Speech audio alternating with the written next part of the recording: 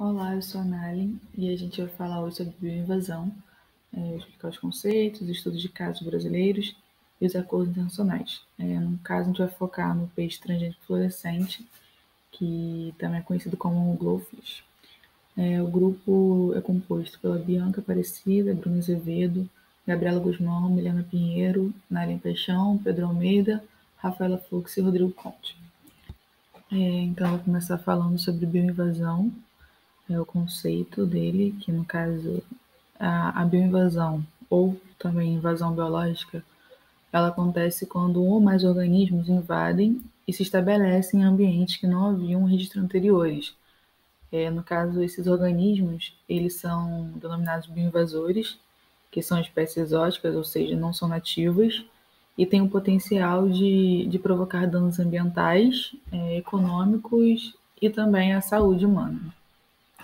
Ela pode ser dividida em dois tipos, no caso, expansões ou introduções. As expansões acontecem de uma maneira natural, a partir de mecanismos naturais. Já as introduções, elas dependem da ação humana, e ela pode ser intencional ou não. A gente pode citar como exemplo de invasão por expansão os eventos geológicos, no caso, a união geográfica da América do Norte com a do Sul, e isso permitiu um intenso intercâmbio de faunas. Já um exemplo que eu posso citar das invasões por introduções é o próprio tema do trabalho, que são dos peixes transgênicos fluorescentes. E a grande problemática desse processo é que quando elas proliferam de forma intensa e se expandem, pelos bioinvasores provocarem impactos negativos nas espécies nativas, eles acabam afetando a estrutura da comunidade e o funcionamento do ecossistema. E esse fenômeno, ele é associado à ação antrópica, ele acaba provocando a homogeneização antropogênica, que, no caso de bioinvasores, eles tendem a homogeneizar a genética das espécies que estão ocorrendo num determinado local, né? E isso acaba tem se agravado com o comércio internacional. E essas duas imagens, de cima, ela representa o mexilhão dourado e a de baixo o peixe tucunaré, que são dois exemplos também de bioinvasão no Brasil. Sou Bianca e vou falar um pouco sobre a bioinvasão no Brasil, né? E a bioinvasão no Brasil ela pode ser dividida em três fases: a fase do descobrimento do país, com a vinda dos portugueses, o avanço do comércio marítimo e o final do século XX até os dias atuais.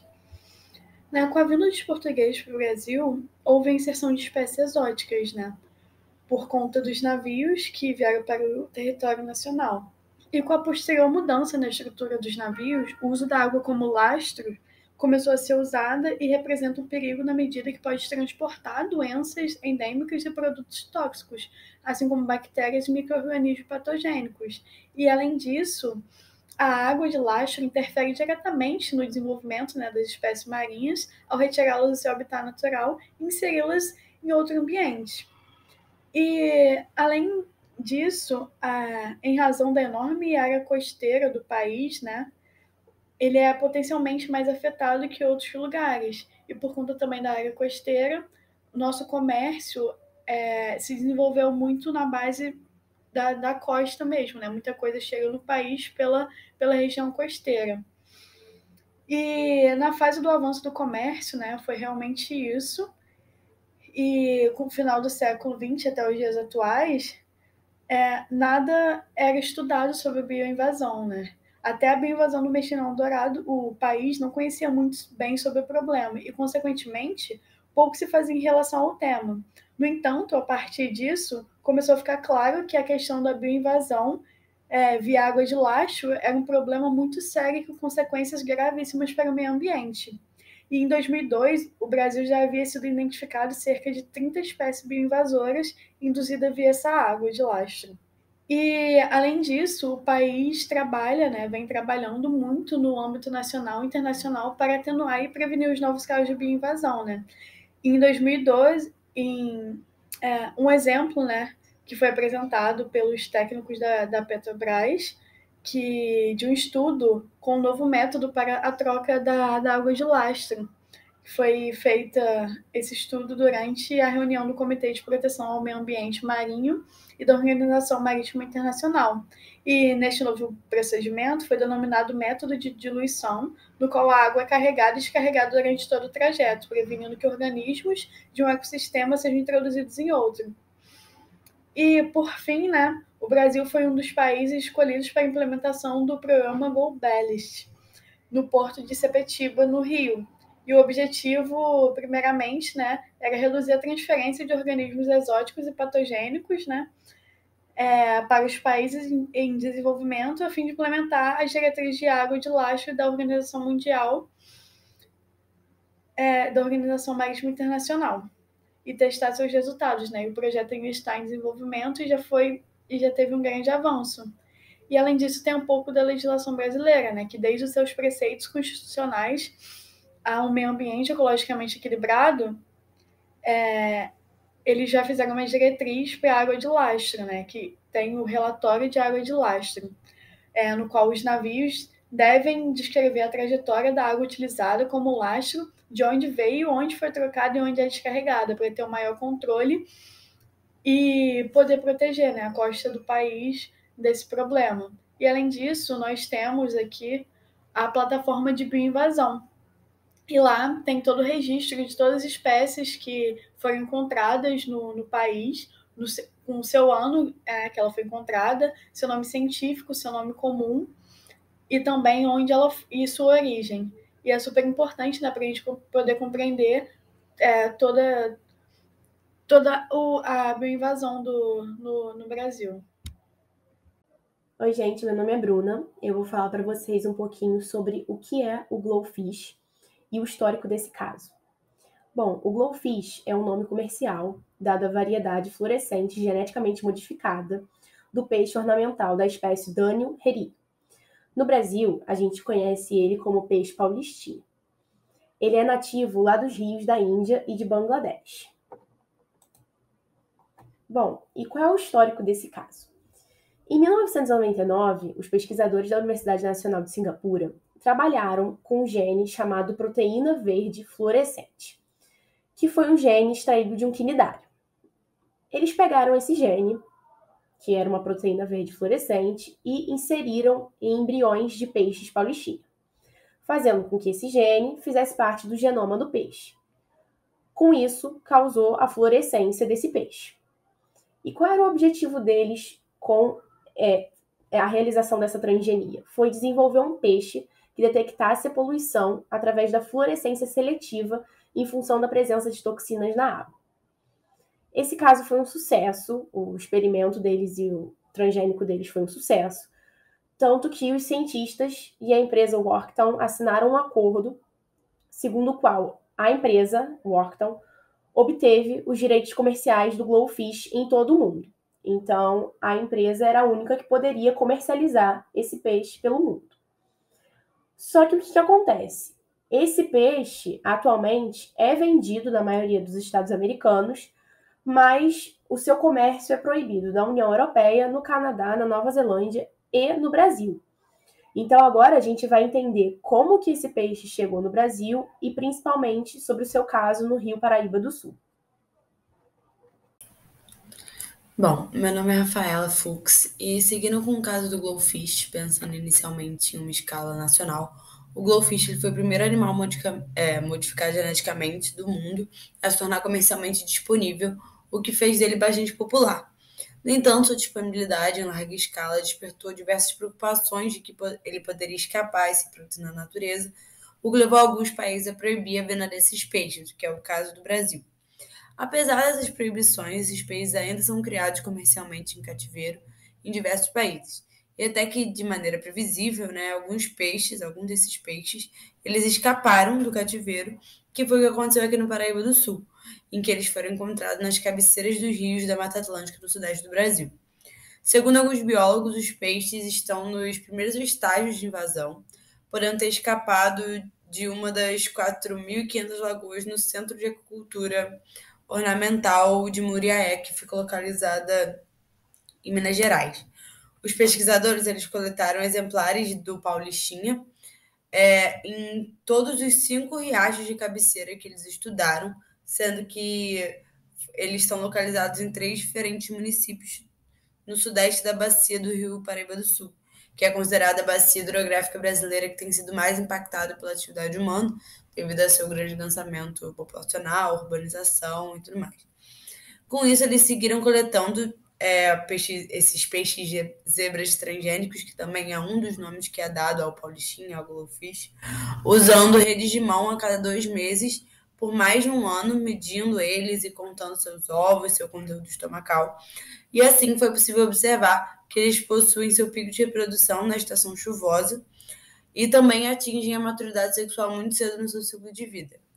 A importação desses peixes transgênicos ela foi proibida pelo IBAMA em 2017 e o Brasil não permite a venda desses peixes, só que tem locais que insistem em criá-los e lojas de animais que vendem ele pelo país, principalmente aqueles verdes e vermelhos. E como resultado, esse peixe ele pode em breve colonizar outras partes do país, visto que ele é bastante resistente, ele tem bastante alimento disponível e pouco predador. E eles já foram vistos em algumas lagoas e riachos no sul e no nordeste do Brasil em 2020. É importante ressaltar também que ele tem sido encontrado bastante aqui no Paraíba do Sul, porque é uma região que tem bastante pesquisa.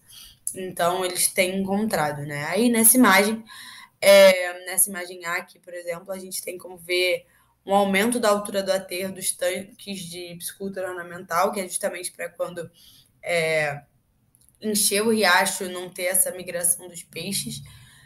Também tem essa estrutura de contenção nessa B, que é uma tela de nylon que evita a fuga das espécies não nativas do tanque.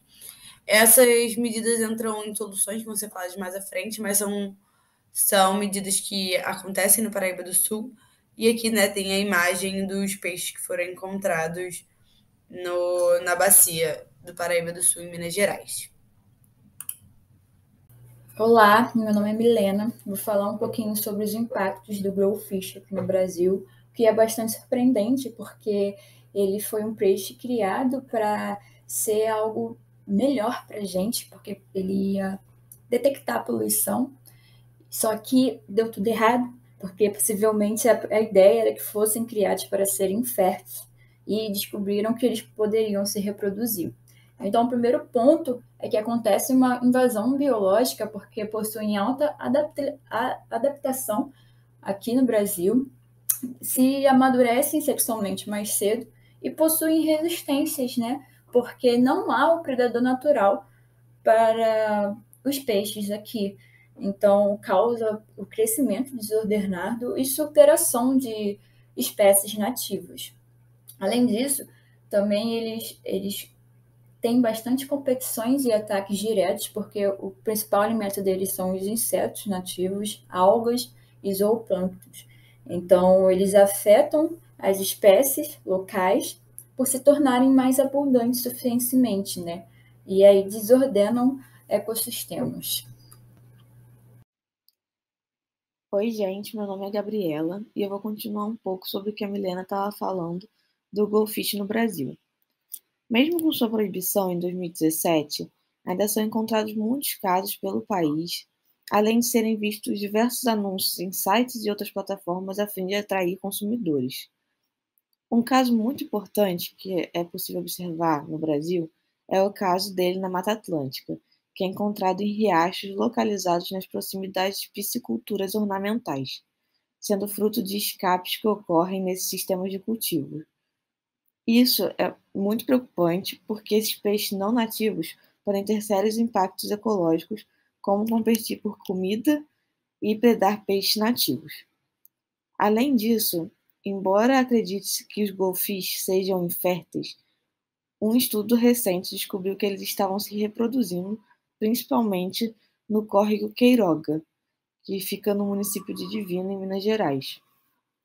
E com isso foi observado que eles se reproduzem todos os meses do ano, o que acaba causando um risco maior ainda de que esses peixes exóticos levem ao extermínio de peixes nativos. Olá a todos, meu nome é Rodrigo Conde eu vou falar um pouco sobre os acordos internacionais a qual o GloFish estão inseridos. Antes de comentar sobre eles em específico, vale comentar que sobre essa temática dos acordos internacionais, eles podem ter dois sentidos, né? O sentido saindo da GloFish, isso é, o que a GloFish permite a seus mercados consumidores, e o saindo de governos e entidades governamentais de Estado, que seria o sentido saindo dessas entidades, o que essas entidades permitem. Isso está a parte, né, da marca GloFish. E eu digo marca GloFish porque o peixe fluorescente GloFish é uma marca registrada, isso é uma patente que foi registrada pela propriedade GloFish.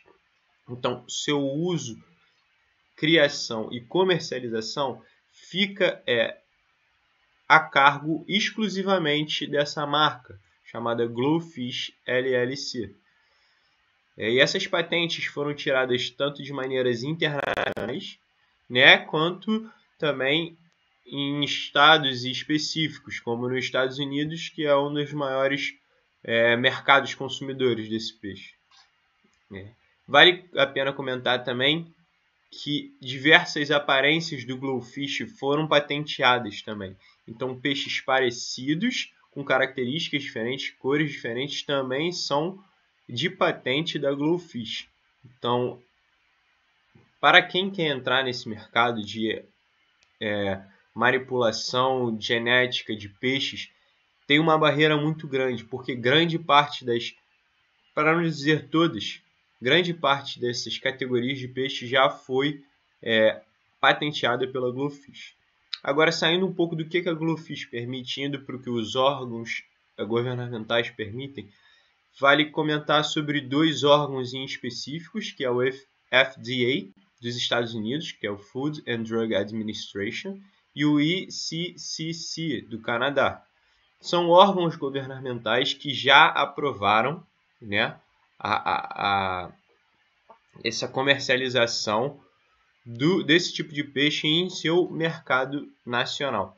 Então, mas só que aqui vale comentar também o caso específico do estado da Califórnia, né? Porque nos Estados Unidos tem isso, de cada estado tem as suas leis próprias. Então, a Califórnia, assim que entrou o GloFish no mercado americano, barrou esse tipo de produto, só vindo a atestar a aprovação e a validade para a comercialização no ano de 2015.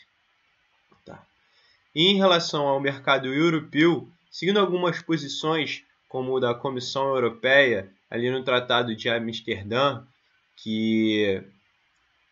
no qual eles têm um protocolo de proteção e bem-estar dos animais, e também o Departamento de Meio Ambiente, Alimentação e Assuntos Rurais do Reino Unido, que é o DEFRA, fica proibido a comercialização desse tipo de peixe no mercado europeu. Olá, meu nome é Pedro e eu vou falar sobre as soluções para limitar o risco de difusão do GloFish no meio ambiente. A principal delas seria a produção de peixes estéreis, que a empresa não sabia, não podia ou queria fazer, embora tenha financiado um estudo nesse sentido. Outro ponto é a melhora da infraestrutura nas fazendas de peixe, como o aumento da altura do aterro dos tanques de piscicultura e lagoas, para impedir o escape dos peixes durante as enchentes dos riachos. A instalação de estrutura de contenção, como telas de nylon, que evita a fuga de espécies não nativas dos tanques para os corpos hídricos, além de um controle mais rígido na despesca dos tanques. Uma outra ideia de solução seria a criação de lagoas de retenção com peixes predadores nativos, que se alimentariam das espécies em caso de fuga delas dos tanques, antes que elas pudessem chegar nos corpos de água natural.